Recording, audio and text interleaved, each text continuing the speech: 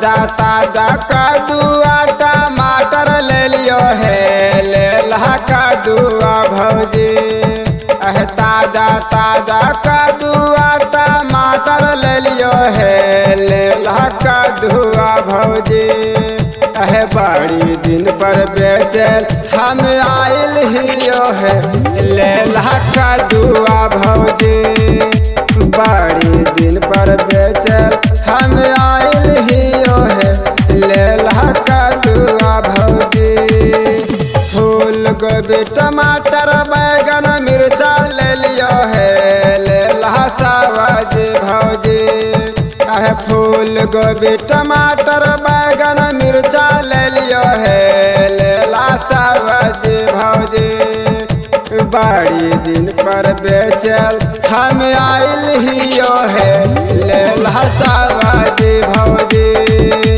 बड़ी दिन पर बेचल हम आइल हियो है, ले ला सब्जी भौजी।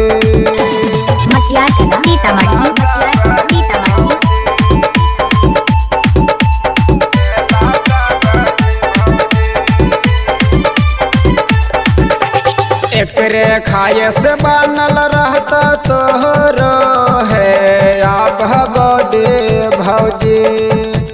एकरे खाए से बनल रहता तोहरो है आप बड़े भौजी।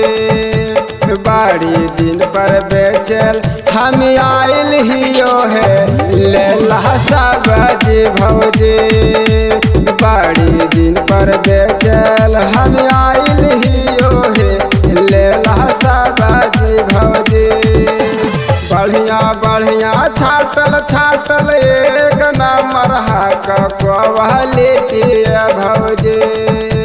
बढ़िया बढ़िया छाटल छाटल एक नंबर क्वालिटी भौजी। बड़ी दिन पे बेचल हम आइल हियो है, ले ला सब्जी भौजी।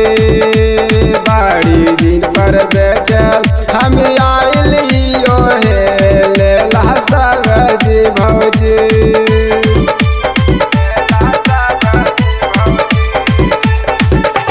ताजा ताजा बैगन टमाटर ना मिलता है बाजार ही हम भौजी। ताजा ताजा बैगन टमाटर ना मिलता है बाजार ही हम भौजी।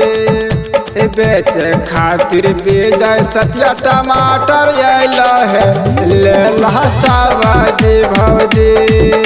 बेच खातिर बेजय सतिया टमाटर आइला है, ले ला सब्जी भौजी। ताजा ताजा फूल गोभी टमाटर आइला है, ले ला सब्जी भौजी।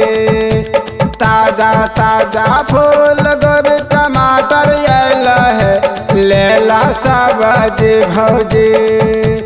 बड़ी दिन पर बेचल हम आइल हियो है, ले ला सब्जी भौजी। बड़ी दिन पर बेचल हम आइल हियो है, ले ला सब्जी भौजी।